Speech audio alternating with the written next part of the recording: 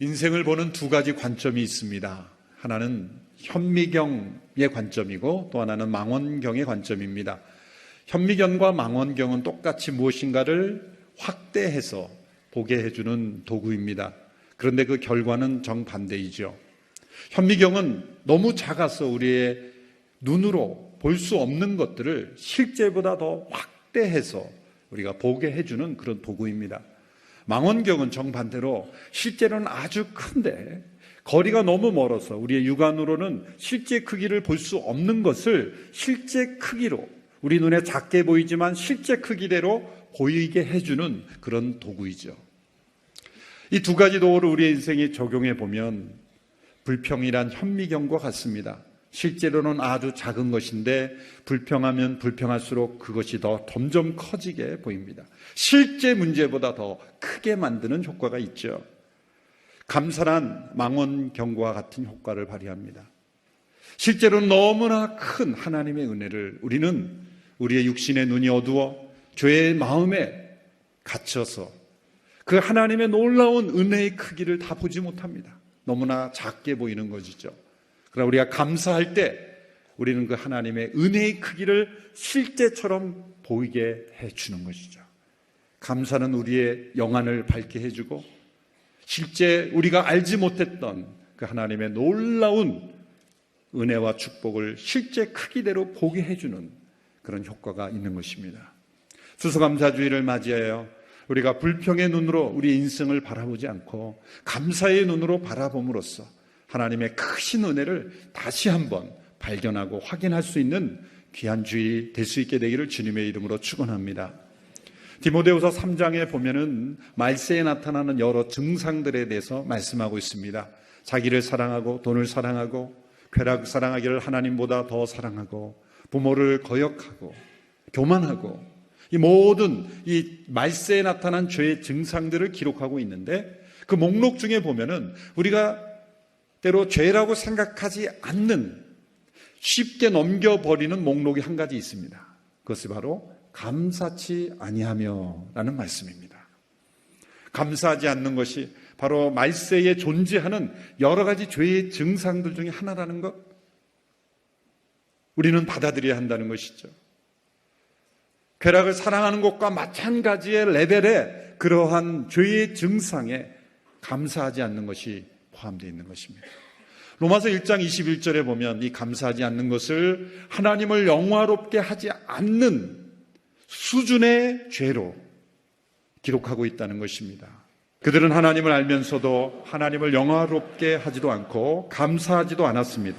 오히려 그들의 생각이 허망해졌고 그들의 어리석은 마음은 어두워졌습니다. 하나님을 알면서도 하나님을 영화롭게 하지 않는 상태에서 첫 번째 등장되는 죄는 감사하지 않는 것.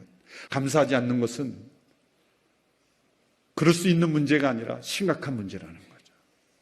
감사하지 않는 것은 늘 그러기 마련인 것이 아니라 하나님을 영광스럽게 하지 않는 우리의 대표적인 마음의 상태라는 것입니다. 감사치 않는 것, 이것은 죄의 증상이요 죄의 대표적인 모습이라는 것을 우리는 인정해야 할 것입니다. 오늘 본문에서 예수님 앞에 나와 고침받은 10명의 나병 환자 중에서 감사하지 않았던 9명의 문제에 대해서 예수님이 지적하십니다. 예수께서 물으셨습니다. 10명이 깨끗해지지 않았느냐? 그런데 9명은 어디에 있느냐? 9명은 어디에 있느냐? 10분의 1만 감사했다는 것이죠. 오늘날 우리가 겪고 있는 불치병보다 더 심각한 문제인 그 나병으로부터 고침을 받았지만 그중 1명만 감사하고 9명은 감사하지 않았습니다. 9명은 어디에 있느냐? 수치적으로 10분의 1만 감사한 것입니다. 우리는 이 감사하지 않은 9명을 보면서 어떻게 사람들이 그럴 수가 있는가? 그렇게 큰 은혜, 그렇게 큰 기적을 체험하고도 어떻게 감사하지 않을 수 있지? 라고 말할 수 있지만 과연 오늘의 교회 성도 가운데 10분의 9가 정말 하나님 앞에 감사하고 있을까? 과연 10분의 1을 넘을 수 있을까? 감사하는 인원이 10분의 1을 진정 넘을 수 있을까? 생각하면 두렵고 떨립니다. 우리의 인생의 시간 가운데, 우리 인생이 하나님께 받은 축복 가운데 10분의 1을 과연 넘고 있는가 생각해 보면 이 9명의 문제는 그들만의 문제가 아니라 저와 여러분의 문제일 수 있다는 것이죠. 왜냐하면 그 9명은 믿음으로 예수님께 나왔고 믿음으로 기적을 체험한 믿는 사람이었다는 거죠. 믿음이 있어도 감사하지 않을 수 있다 라는 것을 우리에게 가르쳐주고 있습니다. 오늘 본문에는 세 단계의 믿음을 우리에게 보여주고 있습니다. 첫 번째 단계는 문제와 필요를 가지고 하나님 앞에 나와 부르짖는 기도의 믿음, 기도하는 믿음, 부르짖는 믿음, 자신의 문제와 아픔 속에서 하나님께 매달리는 그런 믿음의 단계를 먼저 보여줍니다. 10명의 나병 환자를 예수님께서 만나셨을 때 그 10명의 나병 환자들이 동일하게 그 믿음으로 예수님께 간청했죠. 나병의 문제는 단지 육체적인 질병도 심각한 질병, 몸이 문드러지고 썩어 들어가지만 느낌이 없어서 손마디와 몸이 다 떨어져 나가는 엄청난 무서운 질병이기도 하지만 더 무서운 면은 사회로부터 격리된다는 것입니다. 가족으로부터, 공동체로부터, 그 지역 사회로부터 완전히 격리되는 것. 육체적인 고통보다 더 무서운 고통은 소외와 격리되는 고통이었죠. 갈릴리 지역에 있던 나병, 또 사마리아 지역에 있던 나병 환자들이 모여있던 곳이 바로 그 사이에 있었던 길목이었던 것이죠. 누구도 지나가지 않는 길목. 그 길로 지나갈 바에는 차라리 며칠이 더 걸리더라도 한참을 돌아가야 한다는 것이 보통 사람들의 생각이었지만 예수님은 부득이 굳이 그 길로 가는 이유가 무엇일까요? 그곳에 바로 버림받은 영혼들이 있었기 때문입니다. 우리가 오늘 이 시대에 걸어가야 될 길이 바로 사회로부터 버림받고 소외받은 그런 영혼들이 모여 있는 곳으로 우리가 찾아가야 될 줄로 믿습니다. 11월 24일에 그래서 광야교회 그 영등포역 근처에 노숙자들 사역하는 광야교회 임명희 목사님께서 그 노숙인들을 초청해서 하는 그 예배와 축복해달라 그래서 저희 교회가 후원도 하고 같이 가서 예배도 드려주고 그런 겁니다. 여러분 중에 함께 참여하실 분들은 함께 참여해 주시기를 바랍니다. 그 가운데 10명의 나병 환자들이 예수님께 와서 부르짖었습니다. 그들이 왜 부르짖었을까요? 믿음이 있었기 때문입니다. 그들은 소문을 들었습니다.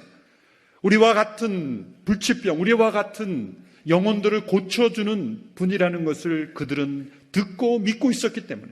그러나 예수님을 찾아갈 방법은 없었습니다. 일반인들이, 건강한 사람들이 사는 곳에 그들이 나타나기만 하면 사람들은 돈을 들고 경계했기 때문이죠. 그리고 그들이 일반인들이 사는 주거지역으로 오면 돌을 쳐서 죽여도 율법에 의하면 괜찮았습니다. 율법은 그들을 정죄하는 것보다는 더 큰 피해를 전염병으로 더 막기 위해서 그런 엄격한 법을 만들었던 것이죠. 어쩔 수 없는 제한 조치였습니다. 그래서 그들은 예수님이 계신 곳을 찾아 나설 수도 없었습니다. 예수님이 그곳으로 가셨던 것이죠. 이것이 은혜입니다. 우리가 하나님께로 나아갈 수 없었지만 하나님 우리에게 찾아오신 것이 은혜입니다. 그래서 그들은 그 예수님이 오셨다는 소식을 듣고 간절히 부르짖었죠. 주여, 예수 선생님이 우리를 불쌍히 여겨 주십시오. 이것은 믿음의 고백입니다. 여러분, 기도가 무엇인지, 기도 어떻게 될지 모릅니까? 이들이 행했던 이 고백을로부터 시작해 보십시오. 하나님, 저를 불쌍히 여겨 주십시오. 왜 그 고백이 나오지 않습니까? 신학적인 성경적인 지식이 없어서가 아니에요. 나는 불쌍히 여김을 받을 필요가 없다고 생각하기 때문이죠. 자기가 자기를 볼 때 별로 불쌍하지 않은 거예요. 괜찮은 거예요. 그러므로 그런 기도를 할 필요가 없는 거죠. 자신의 실상을 알지 못하는 거죠. 우리 모두는 다 괜찮은 사람들이 아닙니다. 하나님의 긍휼과 하나님의 불쌍히 여김을 받아야 되는 저희들인 줄로 믿습니다. 그 믿음으로부터 출발하는 거죠. 하나님, 저희를 불쌍히 여겨 주십시오. 병들었을 때, 고난당할 때, 어려움이 있을 때, 문제 속에 있을 때만 저희를 불쌍히 여겨 주십시오. 기도하는 기도가 아니라 우리의 영혼의 상태를 보고 하나님, 저희를 불쌍히 여겨 주십시오 라고 기도하는 것이 믿음의 출발입니다. 이들은 예수 선생님이여 이렇게 불렀습니다. 선생님이라는 단어는 그 당시에 가르치는 자에 대한 부르는 호칭인 것 같지만 이들은 다른 단어를 썼습니다. 높은 곳에 계신 분, 권위를 가지신 분, 능력을 가지신 분이란 단어를 썼습니다. 예수님께 대한 믿음을 가지고 있었다는 거예요. 믿음은 하나님의 긍휼을 구하고 부르짖습니다. 이들은 멀찍이 서서 부르짖었습니다. 가까이 갈 수 없었던 것이죠. 그런데 놀라운 것은 이들은 예수님과의 거리가 멀리 있었지만 영적으로 보면 이들은 아주 가까이 있었던 사람들입니다. 세상의 환경과 법으로는 가까이 할 수 없을지라도 하나님은 오히려 우리의 고난을 통해서 하나님 가까이 오도록 하시는 그런 은혜의 하나님이십니다. 그러나 이러한 기도를 한다 할지라도 모두가 다 감사한 것은 아니라는 거죠. 이런 기도하는 사람들조차도 그 가운데서도 감사하는 사람은 적었다는 거죠. 내가 기도한다 그래서 내가 꼭 감사한다라고 생각해서는 안 되는 겁니다. 기도와 감사는 다른 것입니다. 기도로 하나님 앞에 오랜 시간 나간다 할지라도 그 기도 가운데 감사의 분량이, 감사의 내용이 얼마나 되는가를 우리가 함께 점검해 보라는 것입니다. 두 번째 믿음의 단계는 말씀의 순종함으로 기적을 체험하는 믿음의 단계입니다. 자, 이들의 부르짖는 기도에 예수님이 어떻게 응답하셨습니까? 예수께서 그들을 보고 말씀하셨습니다. 제사장들에게 가서 너희 몸을 보이라. 그러자 그들은 가는 도중에 몸이 깨끗해졌습니다. 제사장들에게 가서 몸을 보이라. 예수님이 이렇게 말씀하지 않으셨어요? 그래, 내가 너희를 고쳐주리라. 왜 갑자기 제사장들에게 가서 몸을 보이라고 말씀하셨을까요? 좀 엉뚱해 보이는 말씀이죠. 이것은 율법에 대한 배경을 이해해야 합니다. 당시에 이 나병 환자들이 참 많았기 때문에 제사장들의 해야 할 일들의 목록 가운데 하나는 나병 환자 중에 고침을 받거나 자연적으로든 혹은 어떤 일이든 나음을 받았다고 주장하는 사람들을 검사하는 역할을 제사장들이 했던 것입니다. 자, 그러므로 예수님께서 너희 몸을 제사장들에게 보이라는 말씀은 무엇인가 전제되어 있는 거죠? 제사장에게 가는 사람은 나은 사람들입니다. 스스로 나았다라고 생각하는 사람들이 가서 확인받는 거죠. 그런 예수님은 제사장에 가서 보이라는 말씀을 그 이면에 어떤 전제가 있는 겁니까? 너희는 이미 고침받았다라는 선언인 것이에요. 그런데 문제는 그들에게 아무런 증상이 없었다는 거죠. 현재 그들은 나은 증상이 나타나지 않고 있어요. 그런데 제사장에게 간다는 게 앞뒤가 안 맞는 것과 같은 상황이라는 거죠. 여기에서 예수님은 이들에게 믿음을 요구하고 계시다는 것을 보여주는 겁니다. 예수님이 있는 자리에서 이제 너희가 다 나았으니 제사장에게 가서 확인받으라 그랬으면 합리적인 절차입니다. 그런데 순서가 바뀐 것 같습니다. 제사장에게 가서 먼저 보이라고 하니 이건 낫지도 않았는데 제사장에게 가라고 하니 바로 그때에 무엇이 요구되는 겁니까? 믿음이 요구되는 겁니다. 나은 줄로 믿고 제사장에게 가라는 거죠. 증거가 없는데 어떻게 믿습니까? 여러분, 여기서 믿음이 요구되는 거예요. 여러분, 증거를 보고 믿는 것은 사실 믿음이 아니라 확인일 뿐입니다. 동의일 뿐이죠. 보이는 것을 받아들이는 것은 믿음이 아니라 보이지 않는 것을 받아들이는 것이 믿음인 것입니다. 믿음은 보이지 않는 것, 증거가 없을 때 진정한 믿음이 요구되는 거예요. 오히려 그 믿음이 증거가 되는 것이 진정한 믿음이다. 히브리서 11장 1절에 말씀하는 것이죠. 믿음 바라는 것들의 실체며 보지 못하는 것들의 증거입니다. 때로 믿음은 믿음 자체가 보이지 않는 것들의 증거가 된다는 거죠.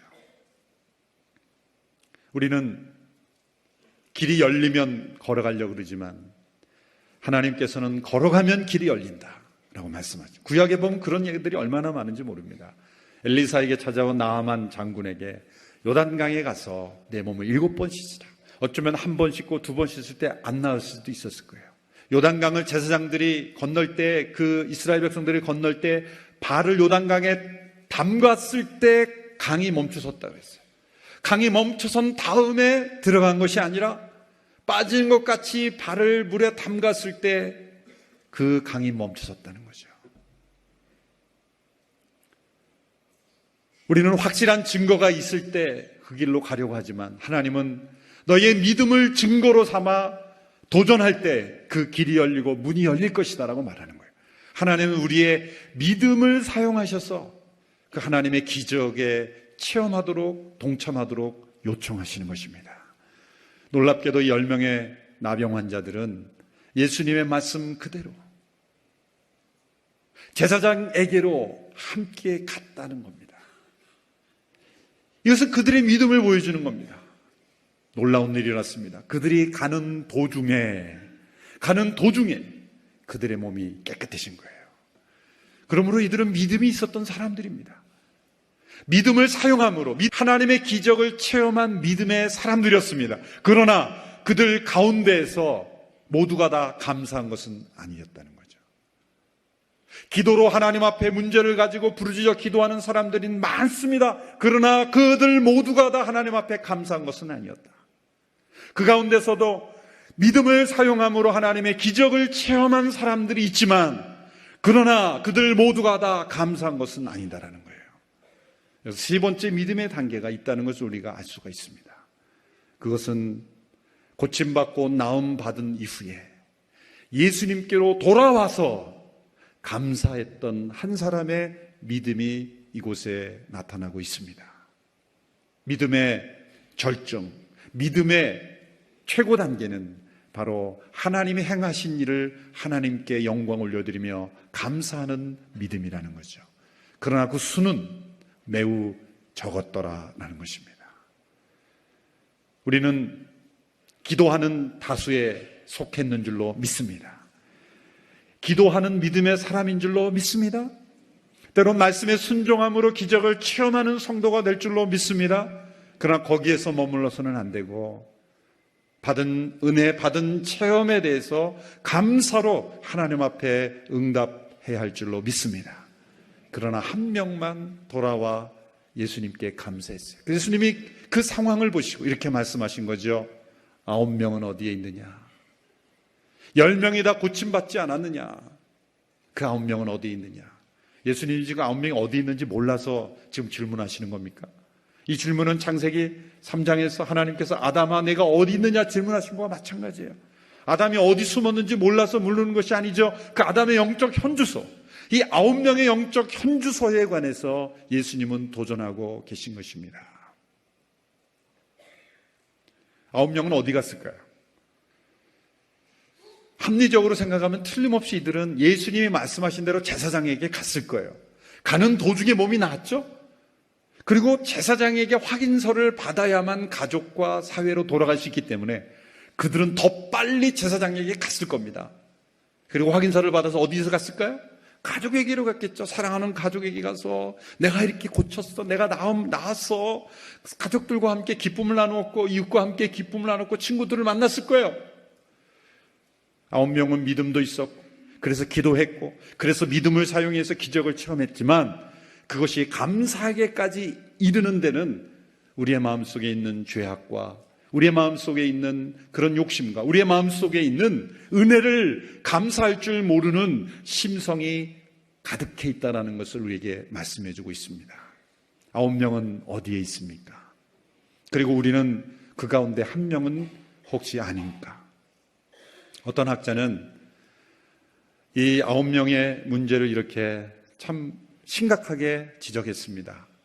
이 기적의 아이러니컬한 결과는 이들이 기적을 체험하기 전에는 하나님과 아주 가까웠다는 거예요. 왜? 그 질병으로부터 나음을 입고 고침을 받기 위해서 예수님 앞에 선생님, 예수님 우리를 불쌍히 여겨달라고 그렇게 기도할 때는 너무나 가까이 하나님을 하고 있었다는 거예요. 그러나 고침받고 나음을 받은 후 이들은 아이러니컬하게도 하나님으로부터 멀어졌다라는 거죠.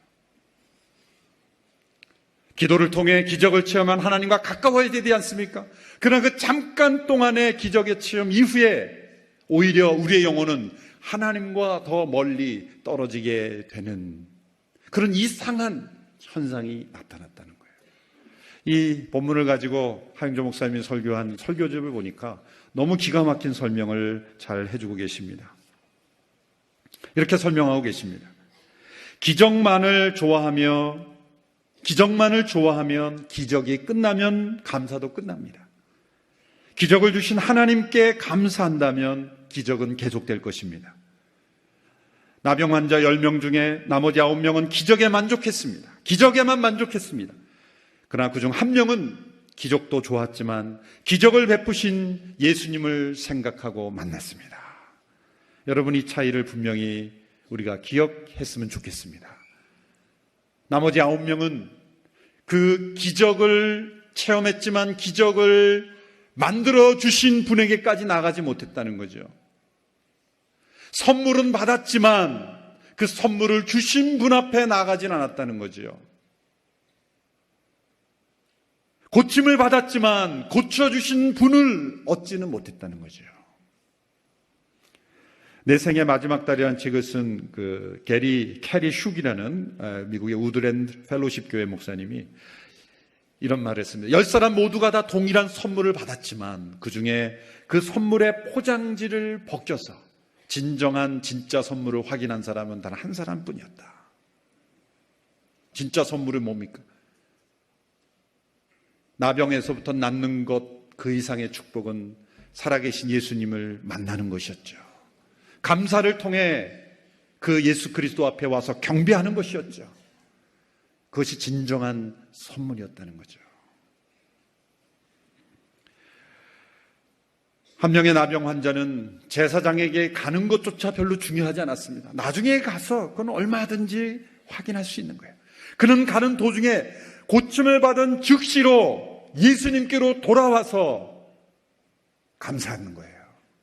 다른 사람들은 이렇게 얘기했을 거예요. 뭐가 그렇게 급해? 나중에 제사장에 가서 보여주고 가족 만나고 그리고 나중에 감사해도 될 것을 뭐 그렇게 급하게 가느냐?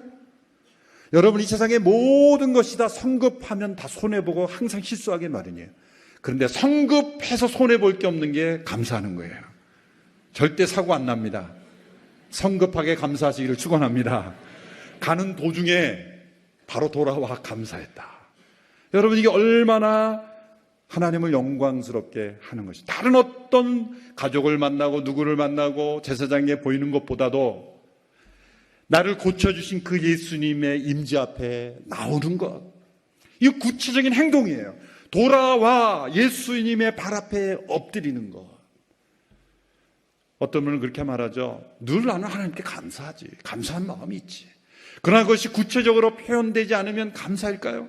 나머지 많은 분들이 그렇게 해야죠. 꼭 사랑을 말로 해야 돼. 나 사랑하는 줄 아는데. 사랑은 말로 해야 됩니다. 표현되지 않는 게 어떻게 사랑이 될 수 있을까? 내 생각해. 나 사랑한다고 생각해. 배우자가 맨날 그래요. 나 당신 사랑하는 줄 당신이 알잖아. 모르죠. 사랑한다고 말을 안 하는데 어떻게 합니까? 사랑은 표현돼야 되는 거예요. 나머지 9명도 그렇게 했을 때 우리가 감사하지. 예수님께 왜 감사하네? 아니죠. 돌아와서 감사한 거가 진짜 감사죠.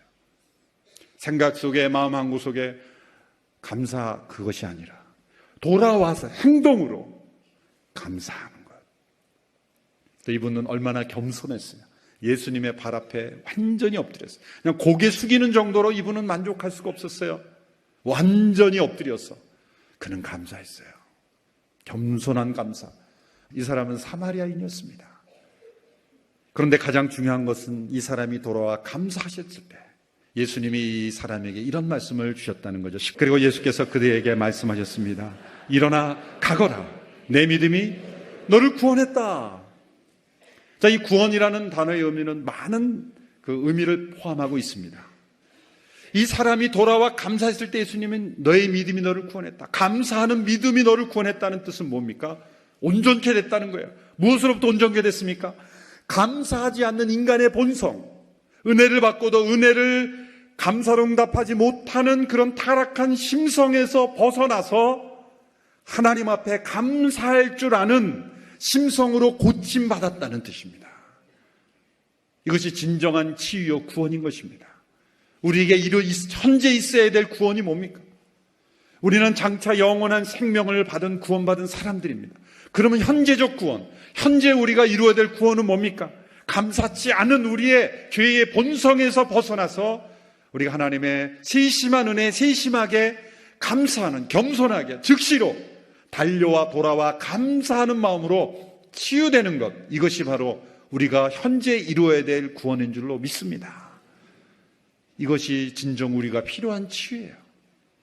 육신의 질병만을 낫기로 간구하는 단계의 믿음이 아니라, 그런 믿음도 믿음입니다. 그런 믿음도 있어야죠. 하나님, 내 병을 고쳐주십시오. 내 문제를 해결해 주십시오.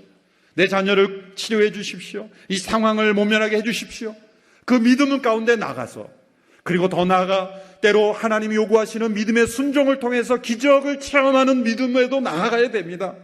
그러나 거기서 머무르는 것이 아니라 받은 은혜에 즉시로 돌아와 경배하며 겸손하게 감사함으로, 이 감사치 못한 우리의 죄성, 이 본성을 뚫고 하나님 앞에 감사함으로 우리의 죄악된 타락한 심성이 고침받는 치유, 이것이 하나님이 우리에게 기대하시는 최고의 믿음인 줄로 믿습니다. 오늘 이 한 사마리아 나병 환자의 믿음을 통해서 우리가 기도하는 성도의 믿음에서 머물 것이 아니라, 또 기적을 체험하는 성도의 믿음에서 머물 것이 아니라, 감사로 하나님을 영광스럽게 하는 데까지 나가는 우리 모든 성도들 다 될 수 있게 되기를 주님의 이름으로 축원합니다. 마지막으로 이 찬송을 함께 부르기를 원합니다. 날 구원하신 주 감사, 모든 것 주신 은혜에 감사.